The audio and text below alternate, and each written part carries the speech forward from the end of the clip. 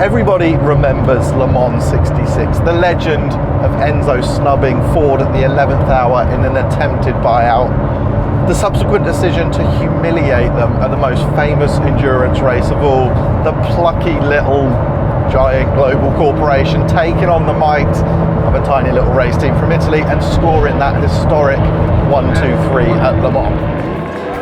Documentaries and films have been made, a billion words written, and some fantastic cars have been inspired by that legendary race, including the Ford GT from '04 and this third generation GT launched in 2016. And that's really cool. But what happened in 67? Nobody remembers 67. Well, Ford does, and when they needed inspiration for the final run-out special for the third generation GT, they went there. This is the new Ford GT Mark IV, named after the old Mark IV that starred at Le Mans in 1967.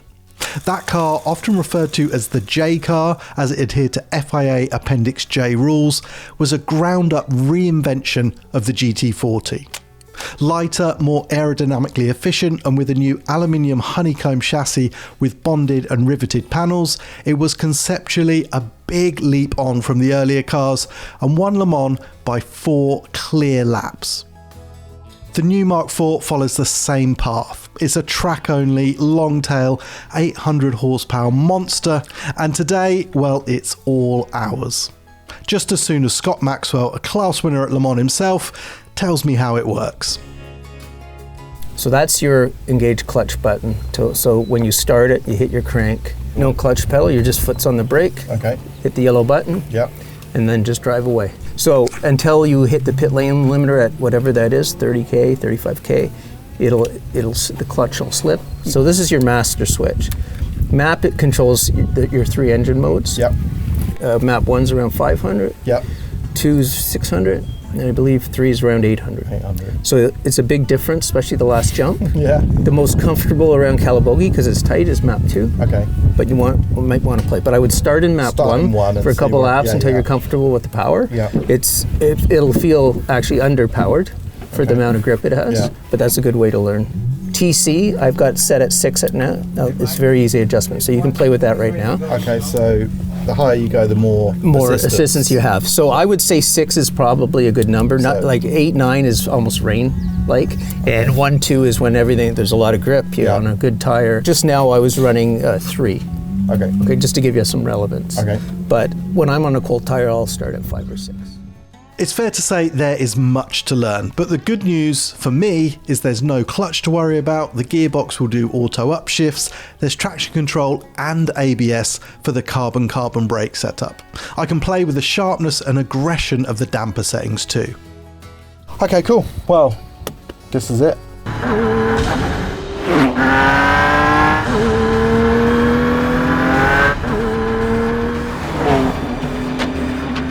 Okay, maybe this isn't me on my first lap. In fact, I decided a passenger lap might be a good idea first, to get a look at the gorgeous Calabogie track and to try and get my head around the performance potential.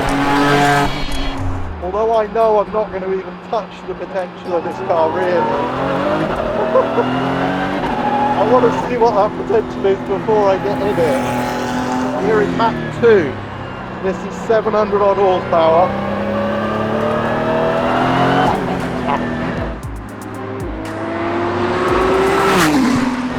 I'm just going to sit back and enjoy it.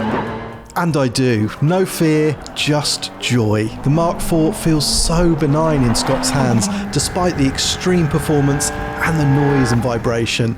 It's just stunningly capable. I absolutely love some wildlife. Like a groundhog. Well, I did this day again and again, that's for sure. Holy. So this thing makes a vivid first impression, and so it should. Just 67 of these gloriously distended, aero-focused Mark IVs will be built, and each will cost from $1.7 million. It really is the ultimate incarnation of this curious car. Remember, the GT was designed to be a race car first, and it was a huge success, returning Ford to winning ways at Le Mans back in 2016. The road car was cool, but the efficient EcoBoost V6 somehow didn't stir up the excitement of cheaper alternatives, like for example the contemporary McLaren 675 LT. Well, now it's on another planet, an alternative universe of power, downforce, and frankly, cool as It has a longer wheelbase, a unique carbon fibre longtail body, a bigger 3.8 litre twin turbocharged V6 engine, Multimatic's adaptive spool valve race suspension, Michelin slicks, and 1,090 kilos of downforce at 150 miles an hour, over 2,000 kilos at 200 miles an hour. Ford says it would lap Le Mans several seconds faster than the GT-LM that won the 24-hour. It's more GT1 class than GTE or GT3 car, and calls to mind wild, rule-bending race cars like the Mercedes CLK GTR. Okay, this really is it. I have a pit lane limiter and a great deal of fear. Wow, it feels proper. Oh, it's got auto upshift. It's actually pretty cool, so I just have to worry about the downshifts. So, first impressions. It is light, the steering actually. I'm happy with that. Car feels so stable. Just struggling to see around the corner there. It's a thick pillar. Okay, let's let it go a bit. Okay, yeah, you can really feel the difference between the map he was in and the one I'm in. But that's good, because I don't really want to be worried about traction too much. But so far it feels pretty conventional. The tyres immediately have a decent amount of grip. Yeah, it's got some grip. Wow, you really want to hustle it immediately. I'm going to resist the temptation to do that. And that's it, the last real sense or insight I offer for several laps. But I do start to fall very deeply in love with this car. Oh yeah, me, I could do this all day. Yes, that is fun. Ah! Yes! Eventually, I do rediscover my critical faculties. Okay. First impressions are so good. So I was in map 1 and I quickly progressed up to 2 because it just feels like it can take it. Scott told me the car would understeer, and I see maybe what he means because he's going at a pace higher than me. But I just find so much grip. The brakes, these carbon brakes are so good. The gearbox is lovely. And the car just responds, not to being hurried, but just the more decisive you are, the car starts to come alive a little bit. Started to feel the rear move through the slower corners. I'm nowhere near through the quick corners. I've driven quite a lot of the supercars done up to be race cars, P1 GTR and stuff, great cars, but this is altogether different. It's a pure blood race car. The noise, the heat, the sensations, and the way it sticks through the fast stuff is absolutely epic. Before my new tyre run, I need a break. The Mark IV is intense. So let's talk to the creative and engineering force behind this car whilst I calm down a bit. How do you get from here to here?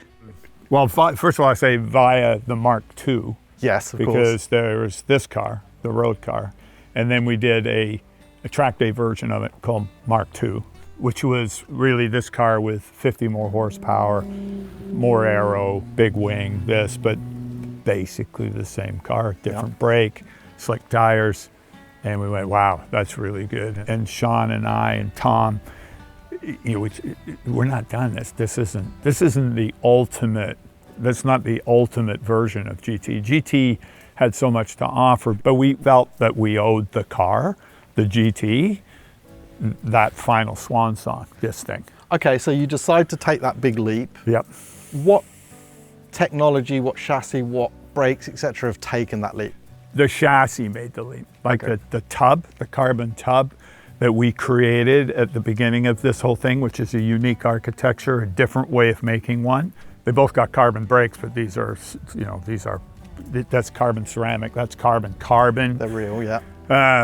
Yeah, they're real. They're real carbon. And then the engine, the race car and the road car and this car have 3 different generations of EcoBoost, because the race car engine was based off the Daytona prototype, which came long before the GT came along. So we kept the basics of the race car engine in the Gen 1. When we got to this car, it was the Gen 2 EcoBoost to come out, and that's what's in this car, and the Mark II. And we made 50 more horsepower with that. But then by the time we got to this, we ended up with the Gen 3. Okay. Heavily worked over.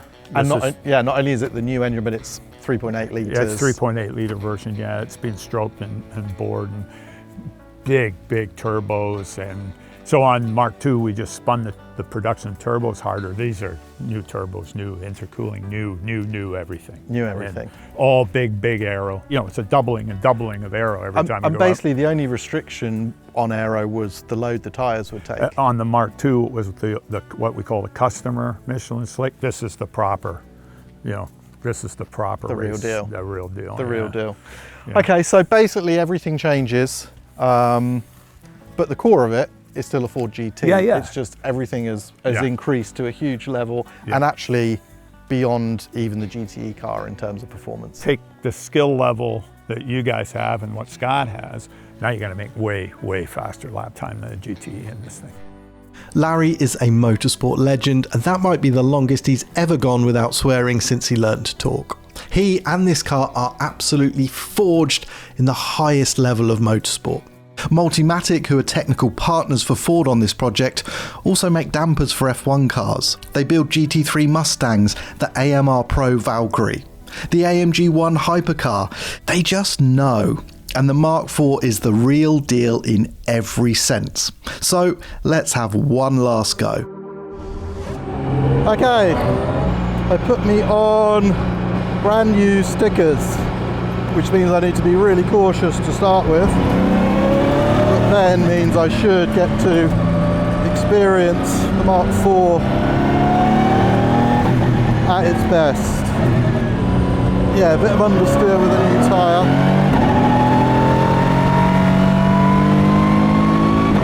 Also gone up on the adapter spool valve to give me a bit more front end. It does feel a bit sharper. So much grip to lean on. And it's the high speed that's really impressive.